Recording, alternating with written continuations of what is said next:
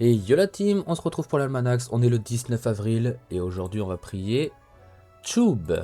C'est bien lui, en effet, Chub est le mérite du luxe. Son influence dans l'Inglorium, le plan des dieux, n'est plus à prouver, de même que son aversion pour la choucroute et ses habitants. Si tu veux parler à l'esprit de Chub, tu dois lui faire une offrande. Demandez quelle offrande.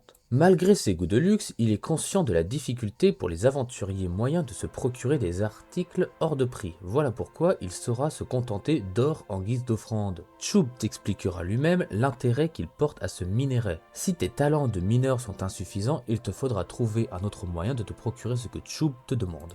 Hop, on lui rend l'or et on va aller prier. Chub, pardonne l'aspect rustique de cette pièce, même si, comme toi, je suis outré par la simplicité de la décoration. C'est à se demander comment est géré le budget du bibliotemple. Partager son indignation. Tu as raison, je devrais insister davantage, ce sanctuaire devrait faire baver d'envie le plus riche des rois, au lieu de quoi il sert de refuge aux sous-souris, haracs et autres nuisances. Oh, j'ai bien compris que malgré son dévouement sans faille, je ne pouvais pas compter sur les compétences inexistantes de Théodoran Axe pour en mettre plein la vue aux visiteurs. Écoutez la suite. Les kamas étant, semble-t-il, destinés aux aventuriers, je me constitue mon propre pécule pour donner à ce lieu un aspect plus, comment dire, divin. Malgré l'opposition farouche d'El Gero et de ses mendiants, j'ai d'ores et déjà commandé à Koyo des statues en or massif comme celles que l'on trouve sur Incarnam. Bien sûr, les nouvelles statues seront à l'effigie des Mérides. Quant à Marilèse, elle fait preuve d'un entrain exceptionnel. Sous son influence, les commerçants se donnent à fond pour proposer les produits les plus chers du marché. Demandez la nécessité de tout cela. Tu plaisantes? On dirait un repère de pouilleux.